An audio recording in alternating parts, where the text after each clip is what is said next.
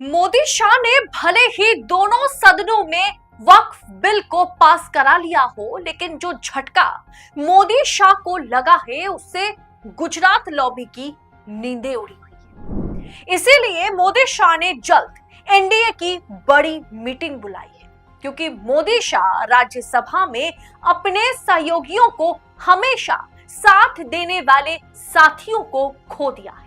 4 साथी जिनका समर्थन अब मोदी जी को कभी नहीं मिलने वाला है। इस चिंता ने गुजरात लॉबी को परेशानी में डाल दिया है। मोदी जी को वक्फ बिल वाला दांव इतना महंगा पड़ेगा, ये किसने सोचा था? दरअसल राज्यसभा में जब इस बिल पर वोटिंग हो रही थी, तब मल्लिकार्जुन खड़गे साहब को लगा कि 88 ऑपोजिशन के सांसद हैं, उसमें 7-8 सांसद जो है करीब करीब नहीं आए थे, उस दिन एब्सेंट थे। मतलब 8 सांसद उस दिन राज्यसभा में नहीं आए थे, जिसके चलते मल्लिकार्जुन खड़गे को लगा कि इस बिल के खिलाफ 80 वोट पड़ेंगे, ज्यादा से ज्यादा 80 वोट पड़ेंगे। लेकिन जब वोटों की गिनती हुई, इस बिल के खिलाफ 95 वोट पड़े, जिससे खड़गे सोचने लगे, मल्लिकार्जुन खड़गे सोचने लगे कि ये 15 वोट हमारे खाते में कैसे आया। अमित शाह बैठे बैठे सोचने लगे कि किसने बगावत कर दी और 15 सांसद कैसे बगावत कर सकते हैं। जब पूरी लिस्ट सामने आई तो अमित शाह के होश उड़ गए, क्योंकि राजनीति में संकेत ही सब कुछ है। और ये सिर्फ संकेत नहीं दोस्तों, खुली बगावत है। और संकेत भी साफ है कि अब बीजेपी का हमेशा राज्यसभा में साथ देने वाली साथी ने मोदी शाह को, अमित शाह को सामने बिठा करके बगावत कर दी है। जहां नीतीश नायडू, चिराग पासवान, जयंत चौधरी, अजित पवार जैसे सेकुलर नेताओं ने मोदी शाह की गन पॉइंट के आगे सरेंडर कर दिया है, वहां साथ देने वाले 4 साथी जिन पर भयंकर दबाव था, ईडी सीबीआई के केसेस भी चल रहे थे, उसके बावजूद भी 4 साथी मोदी शाह के आगे, एक तरीके से अमित शाह के सामने बैठ करके बगावत कर गए और शाह को पता तक नहीं चला। 4 साथी जो हजार दबाव के बावजूद भी मोदी के अगेंस्ट चले गए राज्यसभा में। बहुत मजबूत है ये 4 पार्टियां राज्यसभा में, उसके बावजूद भी हमेशा मोदी का, भारतीय जनता पार्टी का साथ देने वाले ये 4 पार्टियां अलग चली गई। पहली पार्टी है वाईएसआर, जगन मोहन रेड्डी की पार्टी वाईएसआर, जगन मोहन रेड्डी, जो हर हाल में उनकी पार्टी राज्यसभा में भारतीय जनता पार्टी का साथ देती है। राज्यसभा में जगन मोहन रेड्डी के 7 सांसद हैं। दूसरी पार्टी बीजू जनता दल, 7 सांसद हैं, जो धोखा मोदी जी ने नवीन पटनायक के साथ किया है, जिसके चलते नवीन पटनायक खासा नाराज चल रहे थे। और वो नाराजगी इस बिल के समर्थन में नहीं, बिल के खिलाफ वोट करके, उनके सांसदों ने वोट करके वो नाराजगी जता दी है। 7 सांसद हैं उनके पाले में, जिन्होंने मोदी के पक्ष में हमेशा से खड़ा होने का काम किया। वो इस बिल को लेकर के मोदी के खिलाफ चले गए। तीसरी पार्टी है बीआरएस। जी हाँ, बीआरएस के 4 सांसद हैं। केसीआर की जो बेटी है कविता को ईडी ने जेल में डाला था। कितना दबाव है, वो केस अभी भी चल रहा है।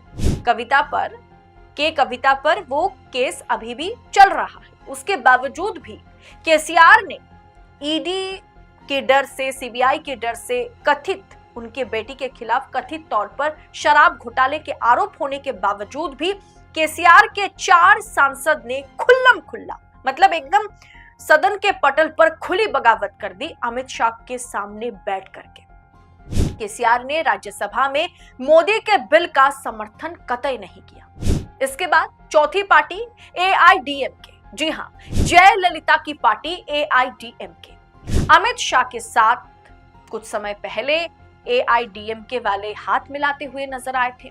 दोनों में गठबंधन होने की अक्सर चर्चाएं होती है कि दोनों एक दूसरे के साथ साझेदारी में है, एक दूसरे का समर्थन करने वाली पार्टियां हैं। इनके भी 4 सांसद हैं, लेकिन किसी ने साथ नहीं दिया। बिल पास तो हो गया, लेकिन इस बिल पास होने के बाद रात करीब 3-3:30 बजे जब अमित शाह घर लौट रहे थे अपने आवास पर लौट रहे थे तो वाकई वो चिंता में थे, क्योंकि हमेशा राज्यसभा में साथ देने वाले साथियों ने जिस तरह की अमित शाह के सामने आंखों में आंखें डाल करके बगावत कर दी है, उसके बाद उतनी रात को अमित शाह की तो नींदें उड़ी हुई थी। बिल पास तो हो गया, लेकिन इस बिल पास होते समय मोदी शाह को संकेत भी मिल गया कि ये साथ अब साथियों ने छोड़ दिया है। राज्यसभा में पहली बार बगावत करके इन 4 नेताओं ने मोदी शाह के पैरों के नीचे से जमीन को एक तरीके से खींच लिया है। इधर आरएसएस ने दबाव बनाना शुरू कर दिया कि अब हमें डमी राष्ट्रीय अध्यक्ष नहीं चाहिए, हमें ऐसा राष्ट्रीय अध्यक्ष चाहिए जो आलाकमान के सामने भी बात करने की क्षमता रखता हो। बीजेपी के अंदर बगावत तो चल ही रही है। लखनऊ दरबार और दिल्ली दरबार के बीच यानी योगी और मोदी के बीच की लड़ाई सबके सामने है। सहयोगी दलों के खिलाफ भारी बगावत हो रही है। नीतीश कुमार, चंद्रबाबू नायडू, चिराग पासवान के खिलाफ माइनॉरिटी समुदाय जो है एक माहौल बना चुका है, जिसका नुकसान बीजेपी को भी उठाना पड़ेगा, क्योंकि बीजेपी सहयोगी पार्टी के तौर पर नजर आती है। उधर राज्यसभा में हमेशा साथ देने वाले साथी अब साइडलाइन हो रहे हैं।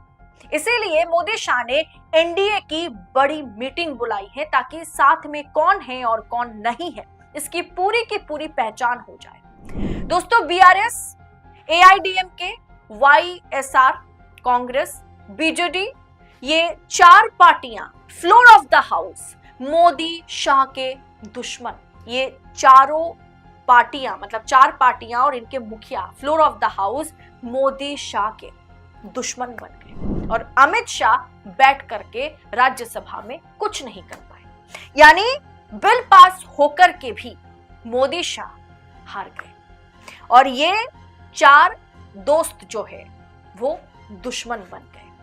मैंने आपसे कहा ना, ये बिल, वक्फ बिल सिर्फ मुसलमानों की ओर से नहीं, ये वक्फ बिल वाकई मोदी शाह को बड़ा महंगा पड़ेगा और इसकी कीमत मोदी शाह को हर हाल में चुकानी पड़ेगी।